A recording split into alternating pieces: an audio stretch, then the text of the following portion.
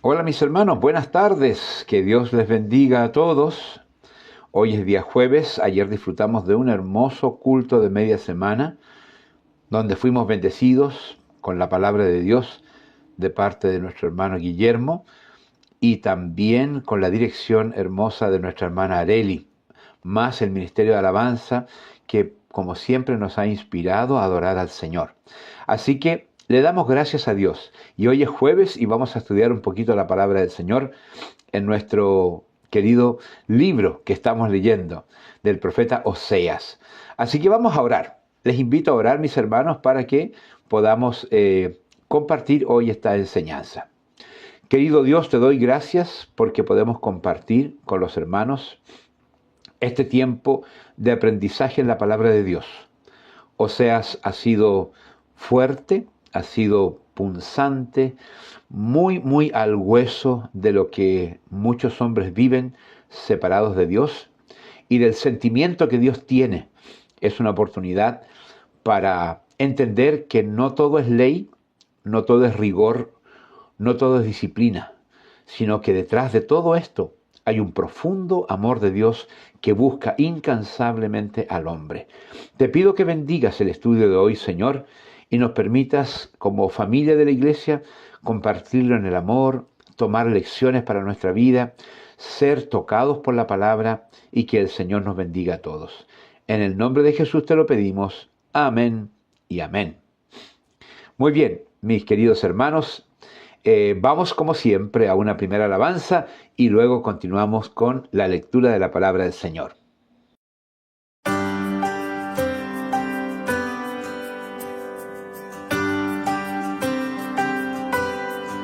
Si me acecha Satanás y desmayo en mi interior, si me cubre oscuridad y me agobia el temor, en silencio esperaré, confiaré en ti, Señor. Tu palabra es mi sostén, tú mi salvación, mi fortaleza, esperanza fiel y roca eterna. Mi alma, oh Dios, esperará por ti. Tú mi escudo y protección en peligro y tempestad. Si prospera el pecador, como un soplo pasará. Yo sé bien que triunfarás, Satanás vencido está. Tu poder me guardará, tú mi salvación, mi fortaleza, esperanza fiel y roca eterna. Mi alma, oh Dios, esperará por ti. En mi soledad, tú mi consuelo, refugio fiel, mi fundamento. Mi alma, oh Dios, esperará por ti.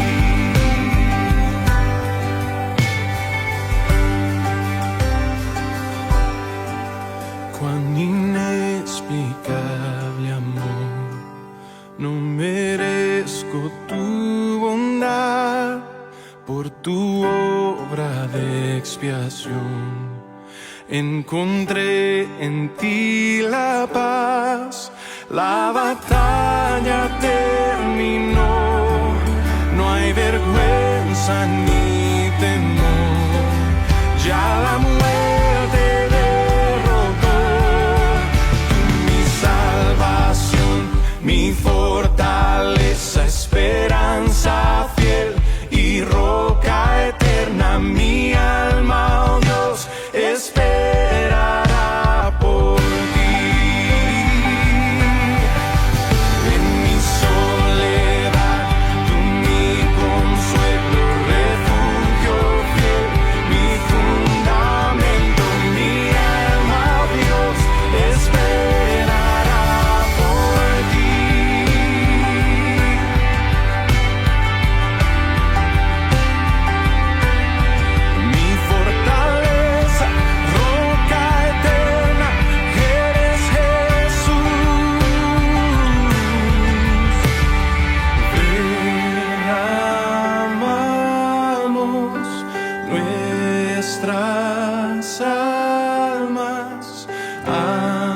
ante ti, Señor. Confiaremos en tu gracia, nuestro Salvador.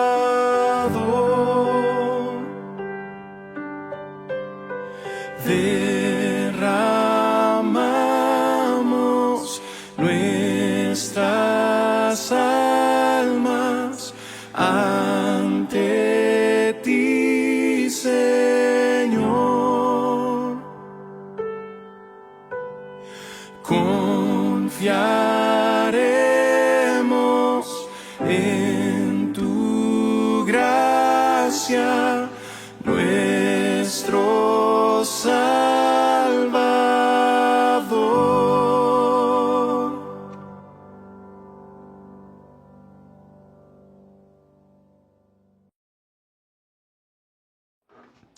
Ya hemos escuchado esta primera alabanza, ahora vamos a ir a la palabra del Señor. Hoy día vamos a leer el último versículo del capítulo 5 y todo el capítulo 6 como contexto del estudio de hoy. Les invito, mis hermanos, que abran sus Biblias. No se queden con lo que yo estoy leyendo.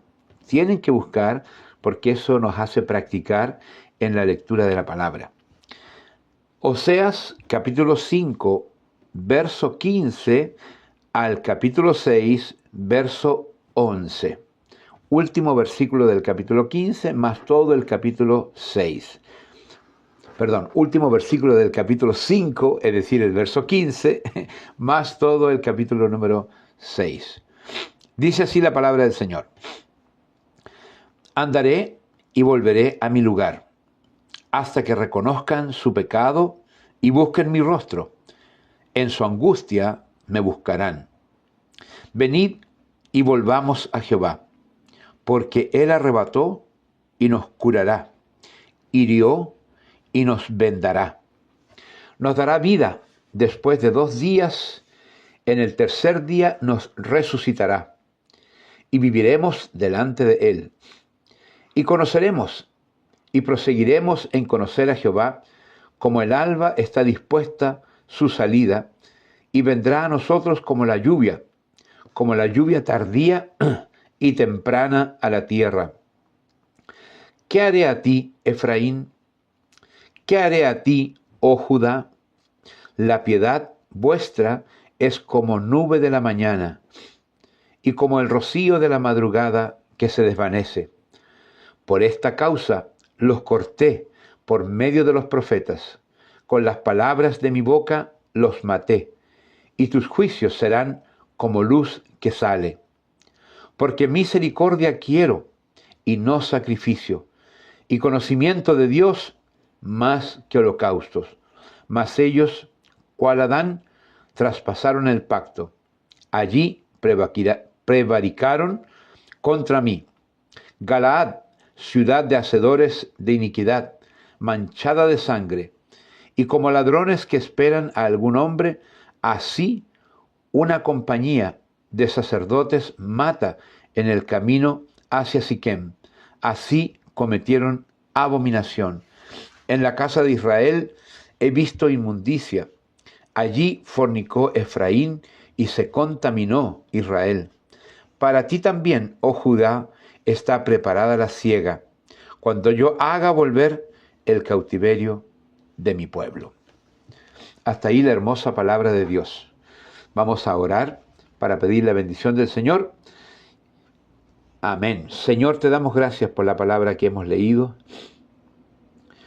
Vemos que esta palabra redunda en el pecado de Israel, particularmente de Efraín, y también en el subsecuente pecado de Judá. No nos debe dejar incólumes, no nos debe dejar indiferentes, porque es una palabra que es tocante a la vida del hombre y probablemente a la vida nuestra. Te pido, Señor, que bendigas esta palabra, que tú le des la vida, la vitalidad y la fuerza que tiene sola, sin predicador, sin profesor, que solamente la boca de Dios hable a nuestro corazón y nos haga sentir humillado delante de ti, para que nuestros caminos se aparten del mal y puedan servirte fielmente a ti, Señor. Te agradecemos por lo que hoy vamos a estudiar en el nombre precioso de Jesús. Amén y amén. Hermanos, vamos a una segunda alabanza y luego vamos al estudio de la palabra del Señor. Que Dios les bendiga.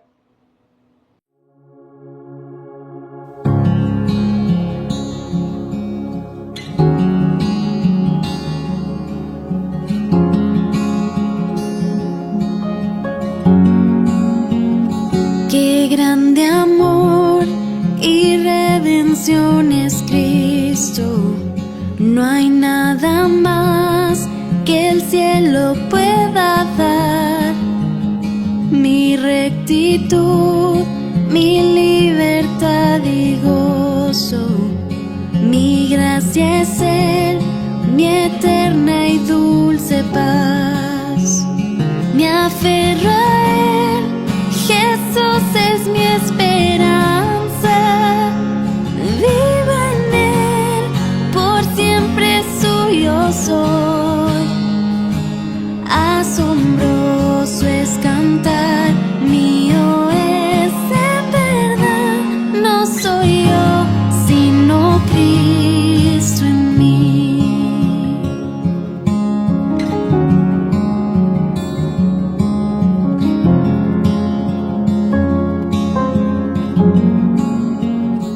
Tinieblas hay, mas no soy olvidado, pues junto a mí el Salvador está. Si débil soy, con gozo en él avanzo, pues su poder en mí se mostrará. Me aferro a él, es mi pastor y escudo, por profundos valles me guiará. En la noche venció, su victoria me dio. No soy yo, sino Cristo en mí. Es Cristo, solo tú. No temeré, he sido perdonado. Seguro estoy, el precio ya pagó. Su sangre dio, sufrió por mis pecados. Resucitó, la muerte derrotó. Me aferro a él, ya no soy condenado. Es Jesús, mi fiel intercesor. Las cadenas rompió, libertad me otorgó. No soy yo, sino Cristo en mí.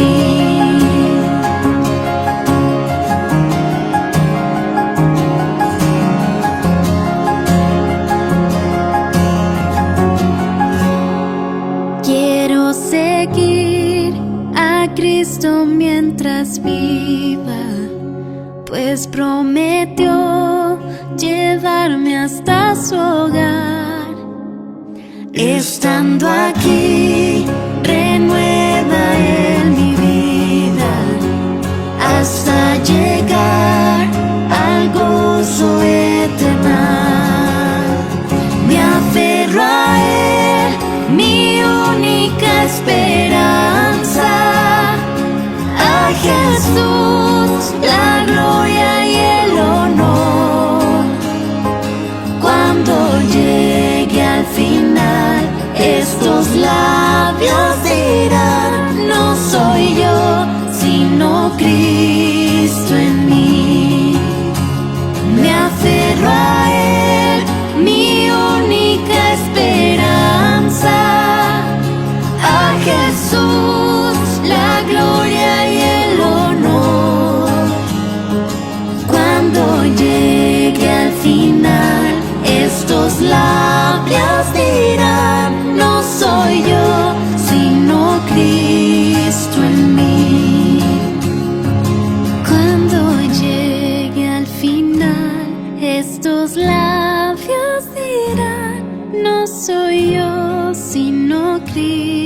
Cristo en mí. No soy yo, sino Cristo en mí.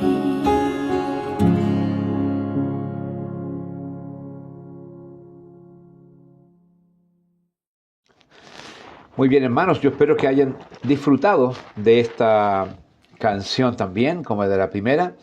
Y ahora nos vamos al estudio de la palabra del Señor. Ya hemos orado, así que entramos de lleno en nuestro texto de hoy. El primer versículo es muy llamativo, que es el verso 15 del capítulo 5, que dice, lo vuelvo a leer: Andaré y volveré a mi lugar, hasta que reconozcan su pecado y busquen mi rostro. En su angustia me buscarán. Este texto es muy decidor de la manera en que cualquier persona debe venir a Dios. Buscamos a Dios cuando estamos en angustia, y esta angustia no es de un mal pasar o de cosas que nos acontecen. Esta angustia es del arrepentimiento por causa del pecado. Y el Señor quería que el pueblo de Israel se arrepintieran. Así que Él dice, andaré y volveré a mi lugar. Esta primera frase quiere decir que Dios es inamovible. Aunque Él está en todas partes, siempre está en su lugar. ¿Y de qué lugar estamos hablando? Del lugar santo de Dios.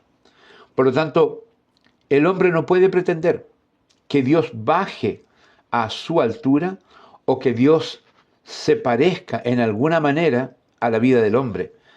Aquí lo central, mis hermanos, es que Dios siempre está en su lugar, en su templo santo, desde los cielos. Y la condición del hombre para poder acercarse a Dios es que el hombre debe vivir un proceso de arrepentimiento, de perdón y de purificación para presentarse delante de Dios. Por más que Dios quiera alcanzarnos y por más que Él haya enviado a Jesús para salvarnos, el hombre tiene que vivir lo que llamamos una genuina conversión. Por eso que el Señor reitera que Él dice, andaré y volveré a mi lugar. Aunque Él recorra toda la tierra, aunque Él está en todas partes, aunque Él recorra toda la tierra, sin embargo de eso, Dios siempre va a mantener su lugar en los cielos, en su gloria, en su plena santidad. Y el hombre tiene que ir al lugar de Dios. Dios se ha hecho carne en Cristo Jesús y ha venido a morar entre nosotros, pero siempre ha mantenido la pureza, la santidad, la perfección, y nunca Jesús cometió pecado. Esto para entender que Dios no puede ser como nosotros, aunque lo queramos, aunque muchas veces le busquemos pensando que Él se va a humanizar en el sentido de bajar la guardia o en el sentido de cometer error. No va a pasar. Dios es perfecto. Por lo tanto, es el hombre el que tiene que vivir el proceso. Pero gracias al Señor, que este proceso del hombre no lo puede vivir en su carne y en su propia fuerza. Imposible. El hombre no puede buscar a Dios porque está muerto en delitos y pecados. Es la gracia de Dios la que el hombre tiene que aprovechar. Cuando la gracia de Dios, que llamamos preveniente, esta gracia que busca al hombre, cuando esta gracia viene al hombre, el hombre tiene que aprovechar. Es un soplo de vida que puede traer vida a él, pero él tiene que aprovechar. ¿Y cómo tiene que aprovecharlo? Primero, conociendo la palabra de Dios. Segundo, creyendo en la palabra de Dios. Tercero, arrepintiéndose de los pecados, reconociendo que es un pecador, arrepintiéndose de los pecados y venir al Señor arrepentido para pedir perdón. Sin duda Dios tendrá de él misericordia y sin duda Él no solo perdonará, sino que también hará nueva esa criatura, una nueva criatura, y además le hará un hijo o una hija de Dios.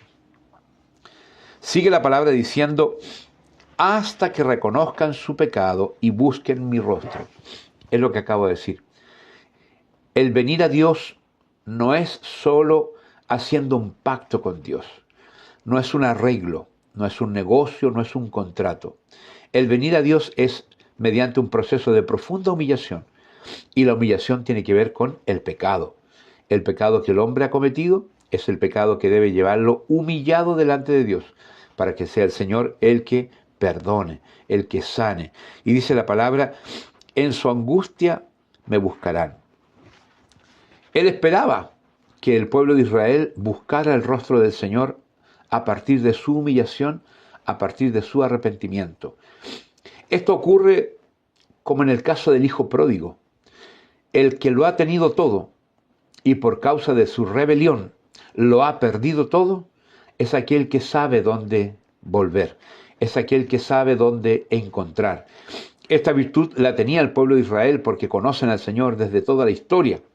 Y aunque no hayan vivido algunos capítulos como la vida antes de Egipto, la vida en Egipto o la vida posterior a Egipto, todos saben por su manera de enseñar la palabra de Dios y la ley de Moisés, todos saben esto. Así que cuando Dios le habla a este pueblo, que probablemente nació en esa tierra, después de muchos años nació en esa tierra, son genuinos del lugar, pero saben toda la historia, ellos saben lo que es disfrutar de los beneficios, del amor de Dios, pero asimismo como saben cómo disfrutar, saben lo que es la absoluta soledad, el absoluto abandono. Con los hombres naturales que no han tenido un contacto con Dios, no han disfrutado al Señor. Por lo tanto, no tienen este historial que tiene el pueblo de Israel. El hombre natural que tiene que buscar al Señor es un hombre que no conoce esta historia de Dios. Por lo tanto, cuando viene este espíritu para traer una esperanza, una gracia preveniente delante del hombre, de alguna manera hace sentir al hombre que el Señor Jesús le ama profundamente. Y aunque el hombre no tiene historia con Dios, se va a dar cuenta de que hay alguien que le ama, que entregó su vida, que pagó el precio de su pecado en la cruz y que está con los brazos abiertos esperando. Esta invitación de Dios cambia toda la historia. Cambia toda la historia porque aunque el hombre no tiene historia con Dios, porque nunca se crió en las cosas del Señor, sin embargo, esta invitación de Dios, esta gracia preveniente, viene al alma del hombre. Y aunque el hombre jamás haya leído la Escritura, aunque el hombre jamás haya ido a una iglesia, aunque el hombre jamás haya sabido nada de Dios, el alma sí conoce al Creador, porque Dios la creó. Dios nos creó a cada uno de nosotros y puso en nosotros un alma que es un reflejo de Él, su imagen. Esta alma conoce la palabra de Dios, esta alma conoce la voz de Dios. Por lo tanto, cuando la palabra viene a la persona, más que por su mente, más que por su raciocinio, más que por sus oídos y más por el impacto que pueda causar, es el alma que despierta. Esta alma escucha a la voz del Creador. Esta alma se levanta y dice, yo conozco esta voz, yo conozco esta palabra. Dios me crió para ella, Dios me formó para ella. Así que ese es el despertar que el hombre tiene por la gracia preveniente. Enseguida vienen en conjunto 3 versículos. El verso 1, el 2 y el 3 del capítulo 6 que están muy conectados. Miren lo que dicen los 3 versículos. Venid y volvamos a Jehová, porque Él arrebató y nos curará, hirió y nos vendará. Nos dará vida después de 2 días, en el tercer día nos resucitará. Y viviremos delante de Él, y conoceremos y proseguiremos en conocer a Jehová. Como el alba está dispuesta a su salida, y vendrá a nosotros como la lluvia tardía y temprana a la tierra. Estos 3 versículos están conectados porque hablan de hagamos, nosotros hagamos. Y evidentemente no es Dios el que está diciendo esto, sino que es Israel el que pronuncia estas palabras. Porque dice, venid y volvamos, nos dará vida y conoceremos. Habla de nosotros. Por lo tanto, estos 3 versículos es la expresión que Dios espera que el hombre haga. En este caso en particular, de Israel, de Efraín. Es lo que Dios espera que ellos hagan. Y es lo que Dios espera que el hombre haga. Y es muy hermoso el texto. Dice, venid y volvamos a Jehová. Venid y volvamos a Jehová. El venid significa todos, no uno u otro por conciencia, sino que todo el pueblo vuélvase a Jehová. Es una esperanza del Señor de que la reflexión del pueblo de Israel no es en particular.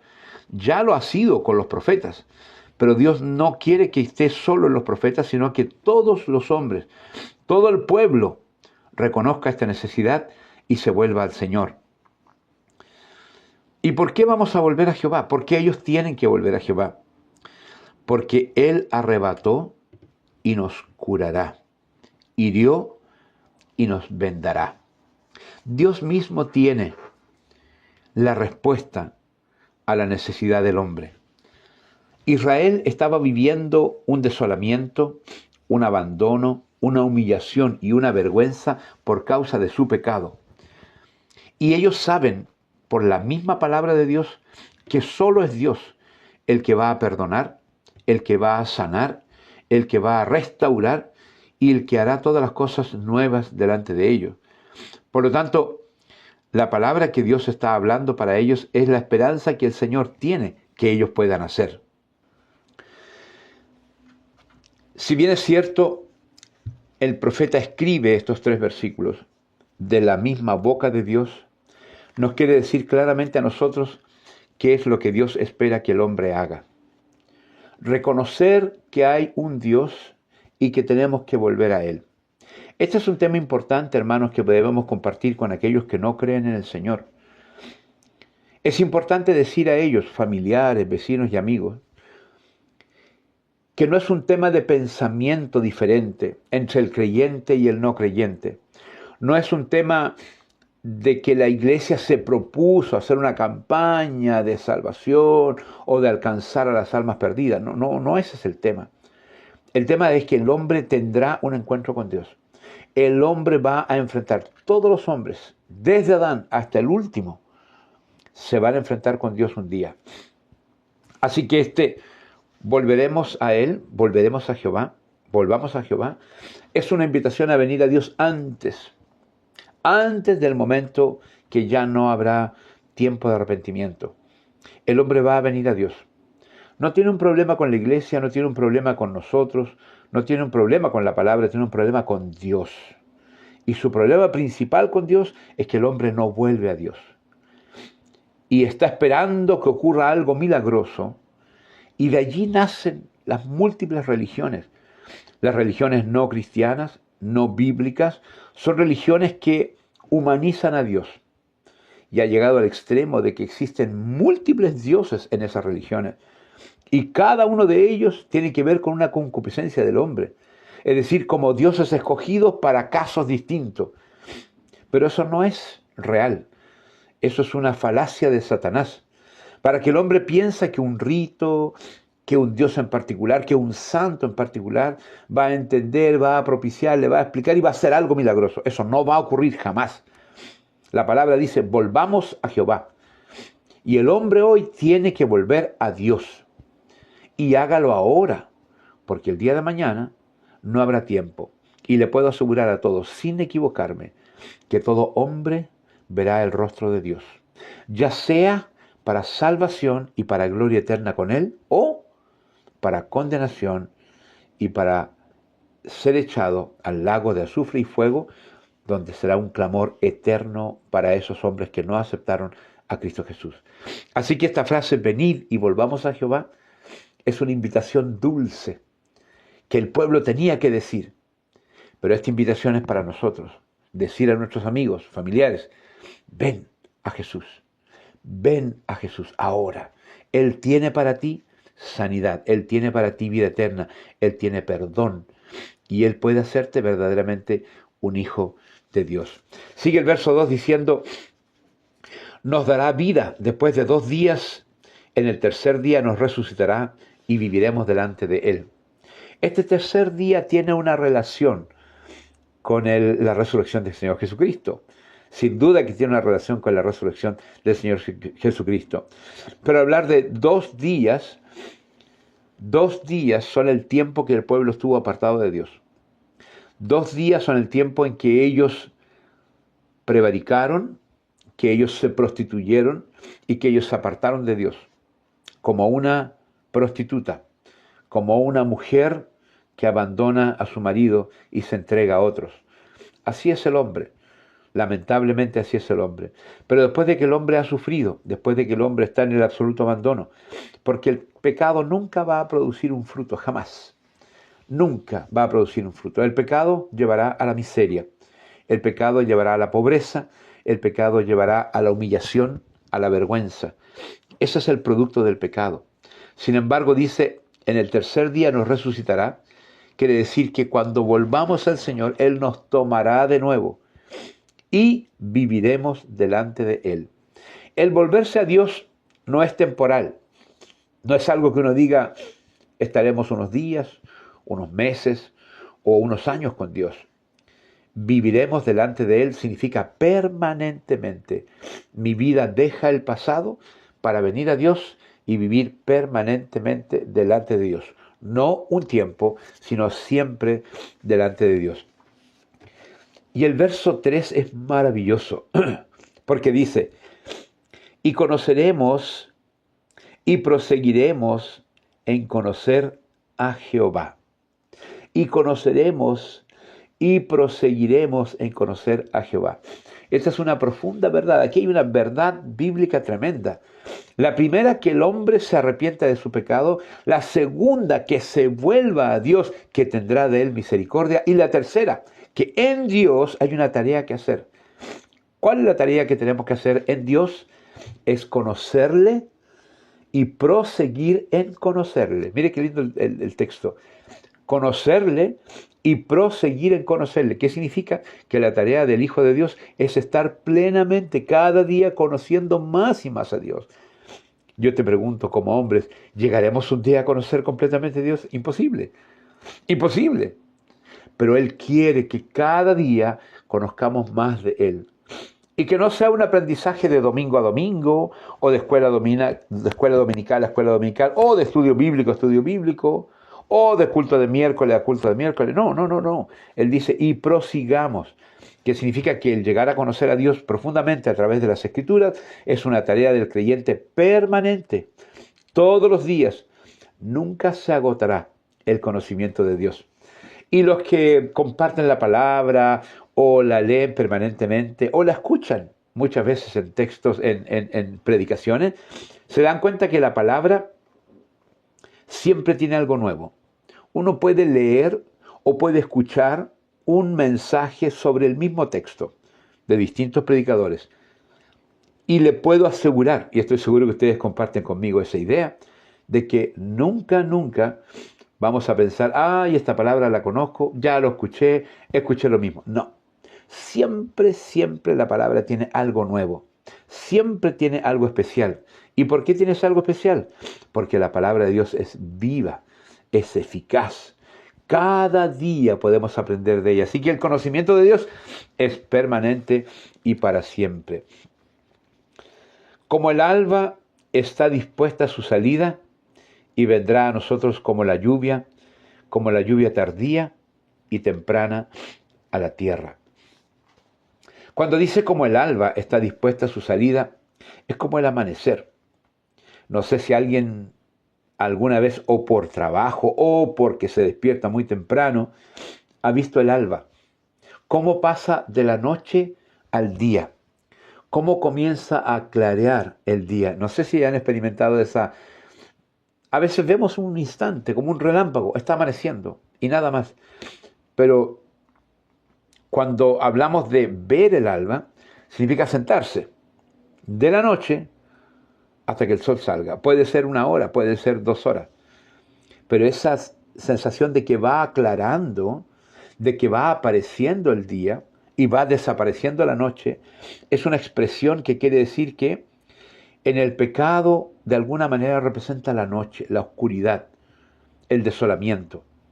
Y el alba es cuando Dios comienza a rehacer nuestra vida. Como que de alguna manera las cosas comienzan a aclarar, comienzan a despertar, comienza el alba. Tan hermoso como es reconocer esa alba de cada día, así también es hermoso cómo Dios va trabajando en el corazón del quien se ha arrepentido, de quien ha venido al Señor, cómo su vida comienza a brillar hasta la plena luz del día. Y la otra expresión que habla dice, y vendrá a nosotros como la lluvia tardía y temprana a la tierra. Cuando yo escucho la expresión a la tierra, pienso en una tierra seca, pienso en una tierra polvorienta, una tierra agrietada. Y cuando caen las primeras gotas de lluvia, por cualquier motivo, o el rocío, me imagino cómo el polvo comienza a saltar entre las gotas que van cayendo, y hay un olor especial. Cuando llueve sobre la tierra seca, hay un olor especial. Y es tanta esta lluvia que finalmente esa tierra se humedece, se riega, se inunda. Entonces, cuando viene Dios a la vida de la persona, esta vida seca como la tierra comienza a recibir la lluvia, ya sea la tardía o ya sea la temprana. Es una lluvia que refresca la vida de quien recibe al Señor. También hay otros 3 versículos. Esta vez ya no es la reflexión del hombre para volver a Dios, sino que es el pensamiento de Dios para con el hombre, que son el verso 4, el 5 y el 6. Dice la palabra, ¿qué haré a ti, Efraín? ¿Qué haré a ti, oh Judá? La piedad vuestra es como la nube de la mañana y como el rocío de la madrugada que se desvanece. Noten aquí, y como lo hemos dicho anteriormente, Efraín representa a Israel, porque fue el centro de la idolatría que contaminó a todo el pueblo de Israel. Y Judá, que lo hizo mejor, pero no perfecto, porque igual Judá también cayó y también fue llevado en cautiverio. Pero noten cómo Dios usa una diferencia entre Efraín y Judá. Cuando dice, ¿qué haré a ti, Efraín? Y luego dice, ¿qué haré a ti, oh Judá? Hay una oh Judá. Esta oh Judá significa que Judá mantuvo más el pacto de Dios, pero igual desobedeció al Señor, influenciado. Recuerdan ustedes que había una tierra como en común, un límite entre el reino del norte y el sur que no era muy claro. En ese límite no claro se mezclaron la idolatría con las cosas santas de Dios, que finalmente terminó por contaminar a todo Judá. Bueno, al decir, oh Judá, es como diciendo, yo esperaba más de ti, pero no lo has hecho. Y Efraín, evidentemente, anterior a Judá, había desobedecido al Señor. Pero sigue la palabra diciendo, la piedad vuestra es como la nube de la mañana y como el rocío de la madrugada que se desvanece. Aquí Dios no solo está cobrando el hecho de que ellos desobedecieran a Él, sino que está cobrándole de que ellos hicieron cosas muy malas y no practicaron la piedad. Es decir, lo que Dios siempre procuró de ellos era la misericordia, la piedad. Todo lo que Dios mostró para el pueblo y lo que muestra hoy es amor, misericordia. Y eso es lo que Dios quiere que el pueblo practique, amor, misericordia. Sin embargo, aquí dice que la misericordia o la bondad de ellos, la piedad de ellos fue como la nube de la mañana, esta nube que se desvanece y llega el sol, o como el rocío, que también se desvanece con la llegada del sol. Es decir, algo liviano, algo pasajero. Ellos no practicaron la piedad. Y es evidente, el que está fuera de Dios no puede practicar las bondades de Dios. Nos deja una clara lección de que Dios quiere que a través del fruto del Espíritu, el que cree y vive en Él, practique las bondades de Dios. El amor, la misericordia, el perdón, la confianza, la bondad, entre muchas virtudes que Dios tiene. Infinitas son. Sin embargo, lo que Él ha puesto en nosotros es una simiente nueva. Es una semilla nueva que debe producir en nosotros las mismas características que Dios tiene para con el hombre. Esto nos lleva a una profunda reflexión. ¿Cómo es nuestra bondad? ¿Cómo es nuestra piedad? ¿Cómo es nuestro amor? Yo sé que todo el mundo debe pensar, es imposible que yo sea perfecto como Dios quiere que yo sea. La Biblia dice que seamos perfectos. Aunque parezca imposible, todo lo produce el Espíritu Santo en nosotros. Si alguien tiene necesidad de amar más, busque en el Espíritu Santo el amor de Dios. Si alguien tiene necesidad de perdonar más, busque en el Espíritu Santo el aprender a perdonar, a bendecir, a ser bueno, a practicar la piedad. La piedad significa Dios en el hombre. Un hombre piadoso no es un hombre que da dinero, no es un hombre que entrega limosnas. Un hombre piadoso es un hombre de Dios, es un hombre que practica la simiente de Dios desde su corazón. Así que cuando Él le cobra la piedad, está diciendo que lo que ellos creían o solían practicar de Dios era algo que se desvanecía. Se desvanecía. Y esta es una lección para nosotros, hermanos. La vida de Dios tiene que ser permanente en nosotros. No momentos con Dios o no momentos dedicados a Dios.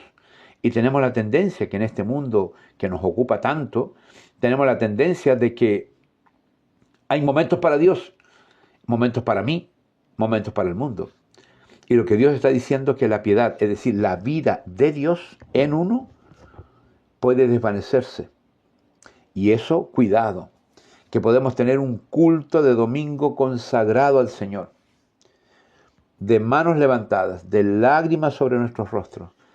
Pero si a la tarde de ese domingo estamos en cualquier cosa distinta del Señor y le hemos olvidado, le hemos pasado por alto y ya no continuamos más en Él, sencillamente fue como la piedad, como el rocío de la mañana que se llevó el sol, o como la nube de la mañana que se desvaneció ante la salida del calor.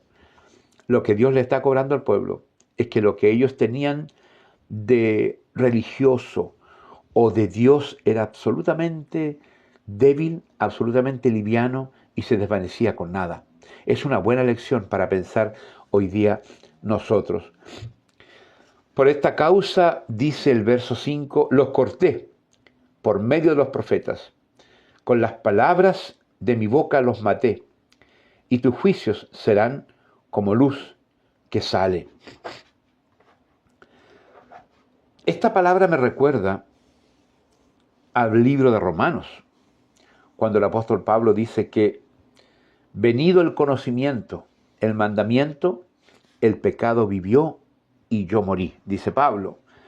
¿Qué significa? Que la palabra de Dios corta el escenario. La palabra de Dios trae luz en un escenario. La palabra de Dios muestra qué es qué y quién es quién. No hay cómo esconderse de ella.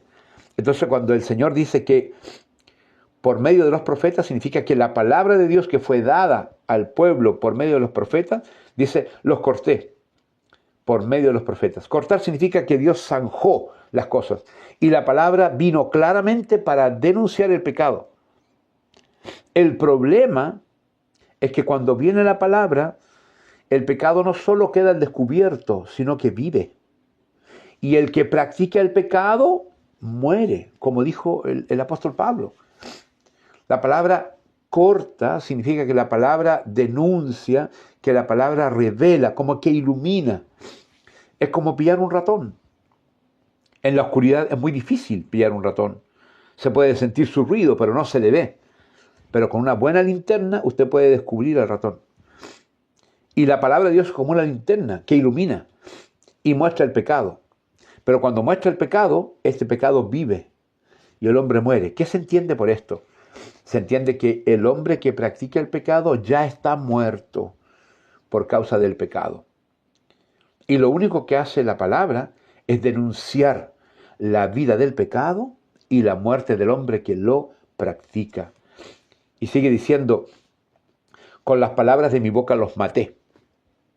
La palabra de Dios, la ley de Dios, el mandamiento de Dios, hace que el pecado viva y que el hombre muera. Los maté. Y tus juicios serán como luz que sale. El hombre pierde toda el hombre acusado, el hombre denunciado, el hombre revelado, por decirlo así, pierde todo juicio. La luz que sale es como desaparece en un solo instante. El juicio del hombre pierde todo valor por causa de su pecado y de su desobediencia. Y el versículo 6 yo creo que es el centro de este capítulo 6. Oseas 6:6. Dice, porque misericordia quiero y no sacrificio, y conocimiento de Dios más que holocaustos. El pueblo se había acostumbrado al rito de Dios, a los sacrificios y a los holocaustos.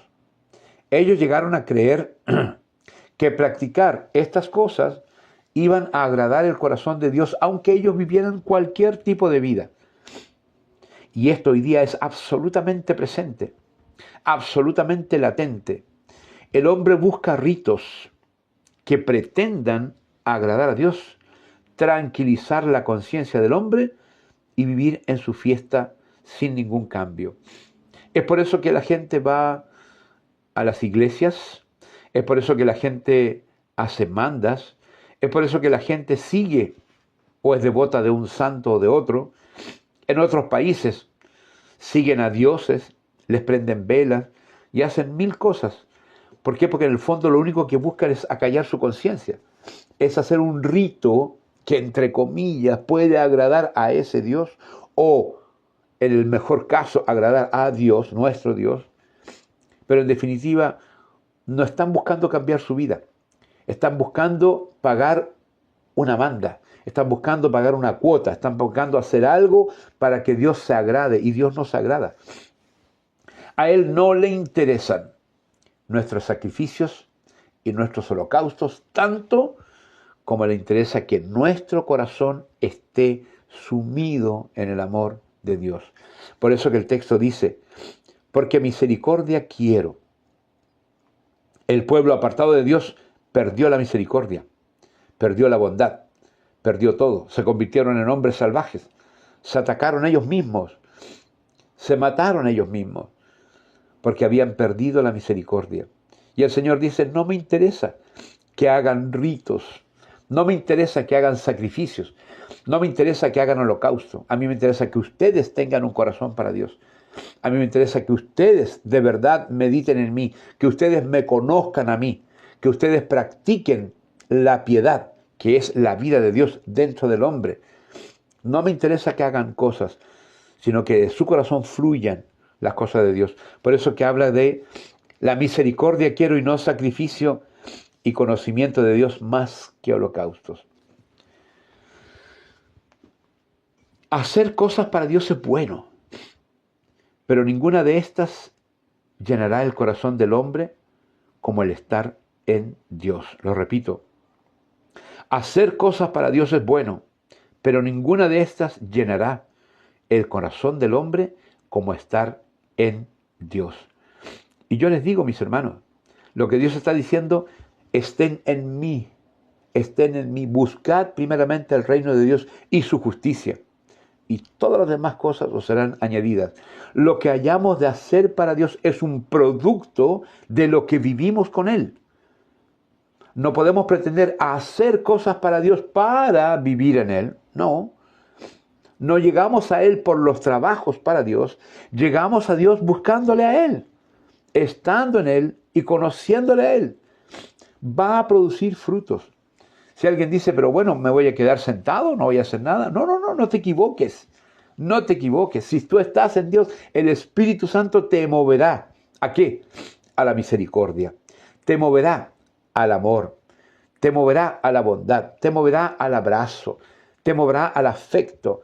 Te moverá a todo lo bueno que Dios es para que podamos amar a otras personas. Pero no puedo amar buscando tareas de Dios, sino estando en Dios. Ser y hacer. El hacer no me lleva al ser, el ser me lleva al hacer. Así que misericordia y conocimiento de Dios, buscando al Señor cada día fielmente. Mas ellos Cual Adán, dice el verso 7, traspasaron el pacto y allí prevaricaron contra mí. La comparación de Dios que hace con Adán es muy fuerte. Es muy fuerte porque Adán es el primer hombre creado. Y aunque Dios supiera de antemano lo que iba a pasar, nunca fue su plan que esto pasara. Nunca fue su idea que Adán desobedeciera con Eva. Igual los creó. Y no sé cuánto tiempo transcurrió entre que Adán fue creado y luego fue creada Eva a partir de Adán y fueron puestos en el huerto. No sé cuánto tiempo pasó hasta que la serpiente los engaña y pecaron contra Dios. Pero puedo asegurar que el gran golpe para Dios es que su amigo, creado por él, le falló. Prevaricó, dice la palabra. Se contaminó desobedeciendo al Señor. Es una buena comparación con Adán porque Adán lo tenía todo. Adán y Eva tenían todo en el huerto. Podían comer de todo fruto, menos de uno. Y de ese uno comieron y desobedecieron a Dios. Así que cuando el Señor está diciendo, así como Adán rompió mi corazón por causa del pecado, así lo rompen ustedes hoy, desobedeciendo a la ley de Dios. Galaad, ciudad de hacedores de iniquidad, manchada de sangre. Y como ladrones que esperan a algún hombre, así una compañía de sacerdotes mata en el camino hacia Siquem. Así cometieron abominación. Cuando usa la palabra sacerdotes, significa que el pecado y la contaminación no tiene clases ni sociales ni espirituales. El pecado puede dañar y matar a cualquier hombre, rico o pobre, aún un cristiano, aún alguien a cargo de algo, de un ministerio. Si peca contra Dios, quebranta toda la ley de Dios. Y por eso que usa y dice que ellos eran como ladrones que esperaban a hombres para acecharlos, para matarles, para robarles. Y como una compañía de sacerdotes, así una compañía de sacerdotes mata en el camino hacia Siquem. Así cometieron abominación. Pecar contra Dios es abominación. Y el pecado no tiene distingo. El pecado no dice, no, tú tienes un cargo, yo no te voy a tocar. Por el contrario, Satanás quiere que todos pequen, porque dañan profundamente el corazón de Dios y nos convertimos en asesinos, ladrones, mentirosos, pecadores delante del Señor. El verso 10, para ir terminando, dice, en la casa de Israel he visto inmundicia, allí fornicó Efraín y se contaminó Israel. De nuevo, Efraín fue el centro de la idolatría que llevó a la contaminación a todo el pueblo de Israel. Y para ti también, oh Judá, de nuevo, oh Judá, es como no esperaba esto de ti, pero también caíste en lo mismo. Está preparada una siega cuando yo haga volver el cautiverio de mi pueblo. Está diciendo sutilmente que Judá también cayó en pecado y también será deportada. Pero así como Dios tiene una esperanza para Efraín, para Israel, así tiene la esperanza también para Judá cuando yo haga volver el cautiverio de mi pueblo. Mis hermanos, ha sido una lección buena para mí, yo espero que para ustedes también. Deseo que el Señor les bendiga profundamente y que el Señor en este día les haya hablado a su corazón para que estemos preparados, para que estemos alertados de esta palabra y sepamos en definitiva que Dios siempre, siempre quiere que el hombre vuelva a Él, que sea piadoso y que tenga la virtud de Dios en uno, por la presencia del Señor en nuestros corazones. Nos vamos a despedir con una oración en este momento, deseando que todos descansen hoy día. Y no olviden, este domingo es el paseo. Preparemos el corazón no para disfrutar como quien va a la playa, sino que preparemos el corazón en oración, para que el compartir, el comer juntos, el disfrutar del culto de la mañana, los bautismos del mediodía y la tarde de recreación sea en el Señor y podamos sentir el gran amor de Dios en ese lindo lugar, en la compañía nuestra y principalmente en la presencia del Señor. Oramos, mis hermanos, para despedirnos. Señor, te damos gracias por este capítulo 6 del libro de Oseas y el último versículo, el número 15 del capítulo 5. Sin duda, oh Dios, tú remarcas el sentir de tu corazón. El pecado de todo hombre no te es indiferente. El pecado de todo hombre daña profundamente tu corazón. Porque si tú nos has creado a tu imagen y semejanza, es para que tengamos una comunión contigo. Una comunión quebrantada, rota por causa del pecado. Pero has provisto en tu Hijo Cristo, en tu Hijo Jesús, el camino de regreso a casa. Vamos, volvamos a Jehová. Qué hermosa palabra hemos recibido hoy día, porque la invitación de Dios es a que podamos ver la realidad de nuestras vidas. Y si alguien escuchando este mensaje sabe que está lejos del Señor, arrepiéntase. Reconózcase culpable y pecador. Deje su pecado y vuelva al Señor, el cual tendrá de él misericordia. Y la vida nueva que tendremos en ti, oh Dios, será maravillosa.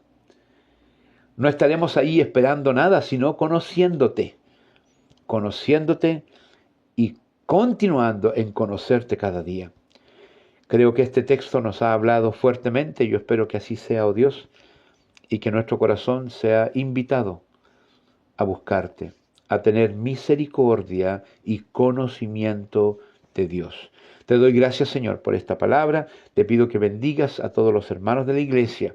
Gracias, Señor, por todo. En el nombre de Jesús. Amén y amén. Hermanos queridos, un abrazo para ustedes. Que Dios les bendiga y a sus familias también. Y espero que el domingo nos veamos todos en este lindo tiempo de paseo de la iglesia. Que Dios les bendiga. Amén.